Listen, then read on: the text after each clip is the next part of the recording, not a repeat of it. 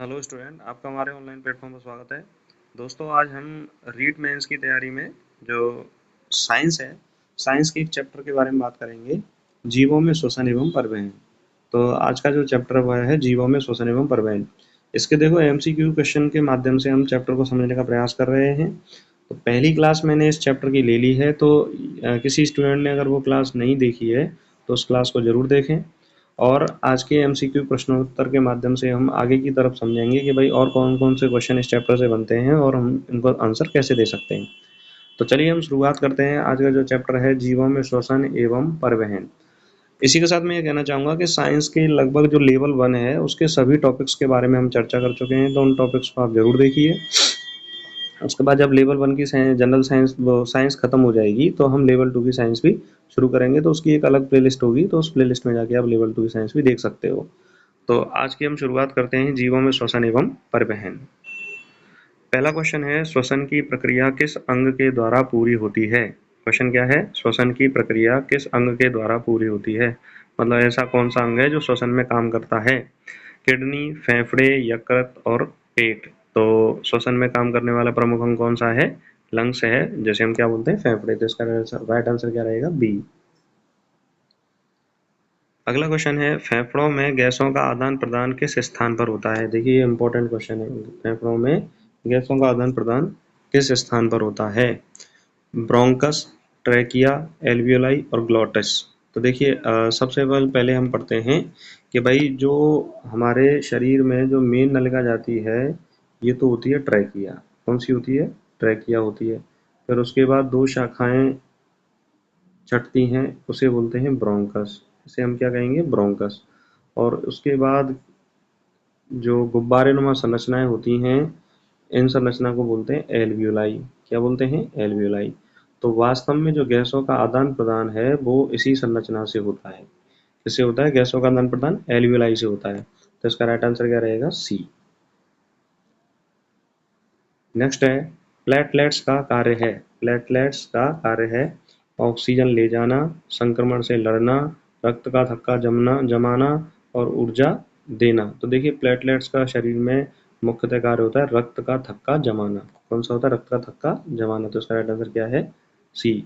अगर मान लीजिए पेपर में क्वेश्चन आए कि ऐसी कौन सी विटामिन है जो रक्त के थक्का जमाने में सहायक है, तो वो कौन सी विटामिन है? विटामिन के। कौन सी विटामिन है? विटामिन के। तो इसको भी आप याद रखें कि रक्त का थक्का जमाने में सहायक विटामिन कौन सी है? विटामिन के। और रक्त का थक्का जमाने में जो धातु उपयोग में आती है वह है कैल्शियम प्लस 2 आयन। कौन से हैं? Calcium plus 2 ion. तो देखिए रक्त का थक्का जमने से तीनों तरह के जो क्वेश्चन पेपर में पूछे जाते हैं वो हमने क्लियर कर लिए कि प्लेटलेट्स का कार्य क्या है? रक्त का थक्का जमाना। और कैल्शियम जो आयन होते हैं वो रक्त का थक्का जमाने में काम आते हैं। और अगर विटामिन पूछा जाए तो विटामिन के इसका राइट आंसर है। नेक्स्ट है, कौन सा अंग शरीर से अपशिष्ट गैस, मतलब अपशिष्ट गैस मतलब ऐसी गैस जो शरीर में हमारे लिए उपयोगी नहीं है, को बाहर निकालता है? हृदय, मस्तिष्क, फेफड़ा और त्वचा। तो देखो गैसों का आदान प्रदान करने वाला हमारे शरीर में एक ही अंग है और वो कौन सा है? फेफड़े, लंग्स। तो इसका राइट आंसर क्या रहेगा? सी।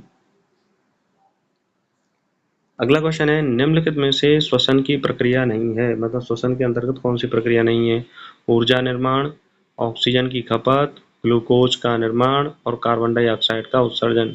तो देखिए श्वसन प्रक्रिया में ऊर्जा का निर्माण होता है एटीपी के रूप में होता है। किस रूप में होता है? एटीपी के रूप में।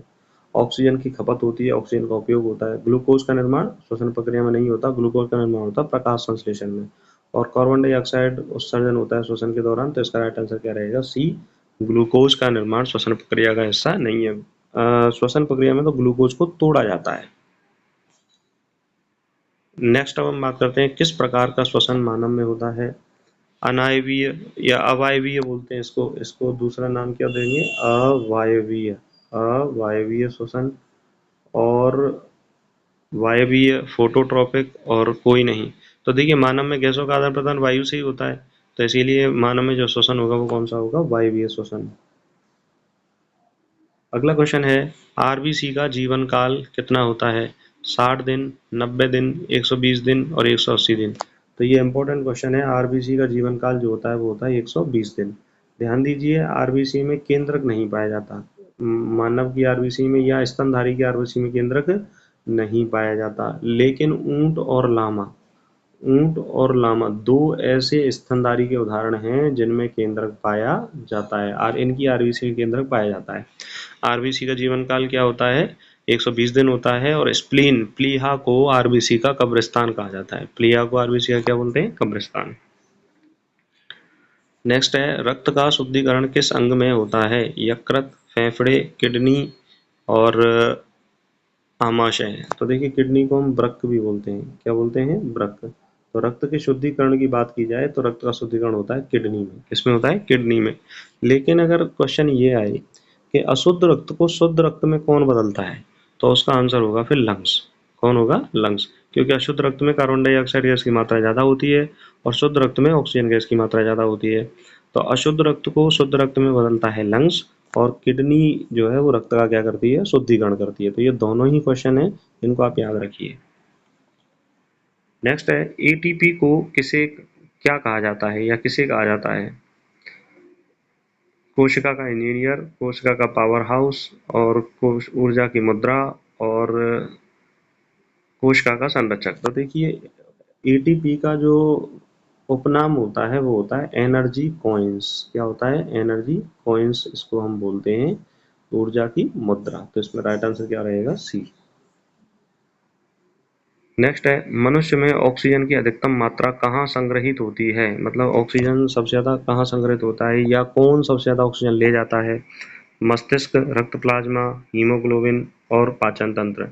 तो देखिए, सबसे ज़्यादा जो रक्त ले जाता है वो ले जाता है हीमोग्लोबिन। तो इसका राइट आंसर क्या रहेगा? सी। अगला क्वेश्चन है, श्वसन की उस प्रक्रिया को क्या कहते हैं जिसमें ग्लूकोज पूरी तरह नहीं टूटता? यानी कि ग्लूकोज पूरी तरह नहीं टूटता। देखिए, वायवीय श्वसन, अवायवीय श्वसन, कोशिकीय श्वसन और आंतरिक श्वसन। तो इसमें देखिए, जिसमें ग्लूकोज पूरी तरह टूट जाता है उस श्वसन को तो बोलते हैं वायवीय श्वसन, और जिसमें पूरी तरह से नहीं टूटता तो उसको बोलते हैं अनायवीय। शब्द थोड़ा सा मिस्टेक है, अवायवीय श्वसन कहते हैं उसको। क्या बोलते हैं? अवायवीय श्वसन। तो इसमें राइट आंसर क्या रहेगा? बी। नेक्स्ट है, वायवीय श्वसन की अंतिम उपज क्या होती है? कार्बन डाइऑक्साइड और एटीपी, केवल एटीपी, केवल कार्बन डाइऑक्साइड, केवल पानी। तो वायवीय श्वसन की अंतिम उपज होती है कार्बन डाइऑक्साइड और एटीपी। कौन होती है? कार्बन डाइऑक्साइड और एटीपी। तो इसका राइट आंसर क्या रहेगा? ए। नेक्स्ट है, श्वसन की कुल ऊर्जा एटीपी उत्पादन की प्रक्रिया कहाँ पूर्ण होती है? साइटोप्लाज्म, न्यूक्लियस, माइटोकॉन्ड्रिया और राइबोसोम। तो श्वसन की जो एटीपी उत्पादन की प्रक्रिया है वो पूर्ण होती है माइटोकॉन्ड्रिया में। कहाँ होती है? माइटोकॉन्ड्रिया। इसका राइट आंसर क्या रहेगा? सी।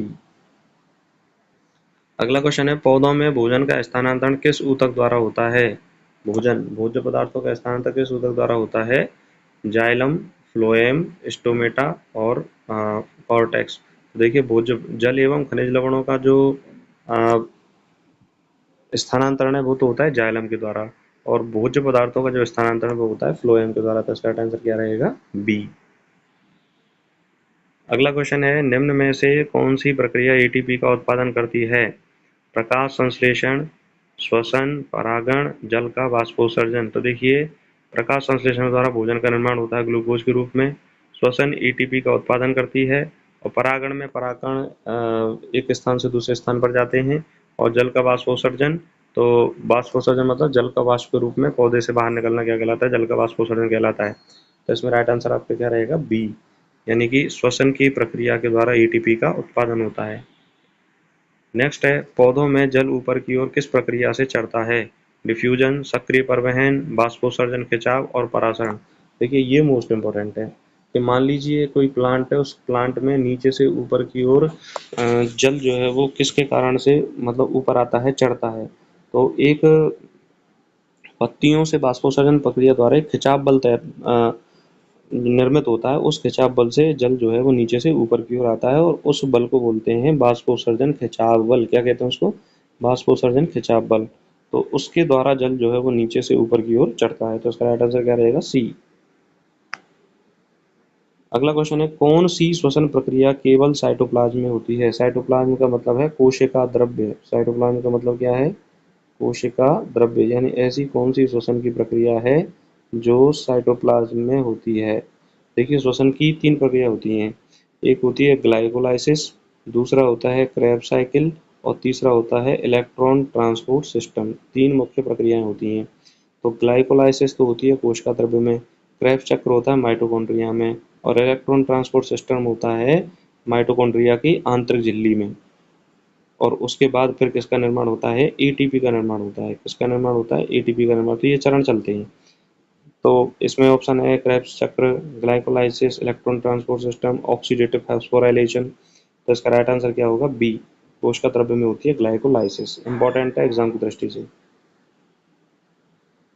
अगला क्वेश्चन है रक्त में कार्बन डाइऑक्साइड का अधिकांश भाग कैसे वहन होता है? मतलब CO2 का परिवहन ज़्यादातर कैसे वहन होता है? तो प्लाज्मा में घुलित रूप में, हीमोग्लोबिन से बंधे बंधे हुए रूप में, बाइकार्बोनेट आयन के रूप में और ऑक्सीजन के रूप में। ध्यान दीजिए 70% कार्बन डाइऑक्साइड का जो उत्सर्जन होता है वो बाइकार्बोनेट आयन के रूप में होता है, HCO3- आयन के रूप में होता है। और लगभग 23% जो होता है वो प्लाज्मा की घुलित अवस्था में होता है। प्लाज्मा की घुलित अवस्था में होता है, प्लाज्मा के माध्यम से होता है। तो इसका राइट आंसर होगा सी, बाइकार्बोनेट आयन के रूप में। ये भी इंपॉर्टेंट क्वेश्चन है, क्योंकि इंपॉर्टेंट क्वेश्चन भाई ये भी है कि ऑक्सीजन का परिवहन कौन करता है? हीमोग्लोबिन करता है। और एक हीमोग्लोबिन 4 ऑक्सीजन के अणु अर्थात 8 परमाणुओं को लेकर जाता है। तो सबसे ज़्यादा जो ऑक्सीजन का परिवहन करता है वो कौन करता है? हीमोग्लोबिन करता है। ऐसे ही सबसे ज़्यादा कार्बन डाइऑक्साइड का परिवहन करता है बाइकार्बोनेट आयन। अगला क्वेश्चन है प्लेटलेट का वैज्ञानिक नाम है? Erythrocyte, leukocyte, thrombocyte, cytoplasm. देखिए एरिथ्रोसाइट बोलते हैं आरबीसी को। किसको बोलते हैं? आरबीसी को। ल्यूकोसाइट कहते हैं डब्ल्यूबीसी को। किसको कहेंगे? डब्ल्यूबीसी को। और थ्रोम्बोसाइट कहते हैं प्लेटलेट्स को। किसको कहते हैं? प्लेटलेट्स को थ्रोम्बोसाइट कहते हैं। तो इसका राइट आंसर क्या रहेगा? सी। साइटोप्लाज्म किसे कहेंगे? कोशिका द्रव्य को। अगला क्वेश्चन है फेफड़ों में ऑक्सीजन का वहन करने वाली संरचना कौन सी है? वहन मतलब धारण करने वाली संरचना, ऑक्सीजन को अपने अंदर धारण करने वाली संरचना। तो मैंने आपको बताया था ये तो हो गया ट्रैकिया, और ये हो गया ब्रोंकस, और फिर ये गुब्बारेनुमा संरचना क्या होती है? एल्वियोलाई। तो ये मूल संरचना क्या होगी? ट्रैकिया। ये वाली संरचना क्या हो गई? ब्रोंकस। और ये वाली संरचना क्या होगी? एल्वियोलाई। तो अपने अंदर जो धारण करने की क्षमता वाली संरचना है वो है एल्वियोलाई। इसका राइट आंसर क्या रहेगा? सी। तो दोस्तों इस तरह से हमने 20 क्वेश्चन के माध्यम से परिवहन श्वसन एवं परिवहन वाले चैप्टर को समझा। आशा करता हूँ कि आपको ये क्वेश्चन समझ में आए होंगे। अगर आपको ये क्लास अच्छी लगे तो इस क्लास को लाइक करें, अपने दोस्तों को शेयर करें, और जो भी स्टूडेंट इस चैनल पर पहली बार इन क्लासेस को देख रहे हैं इस चैनल को जरूर सब्सक्राइब करें। और जो रीट की जो मेंस की जो साइंस है लेवल 1 की, वो लगभग सारे टॉपिक के मैंने क्वेश्चन करा रखे हैं। तो उन क्वेश्चनों को आप जरूर देखिए, निश्चित रूप से आपकी तैयारी में वो लाभदायक होंगे और आपकी तैयारी को स्ट्रॉन्ग करेंगे। हमारे साथ जुड़े रहें, अपनी तैयारी को स्ट्रॉन्ग करते रहें। नमस्कार, धन्यवाद।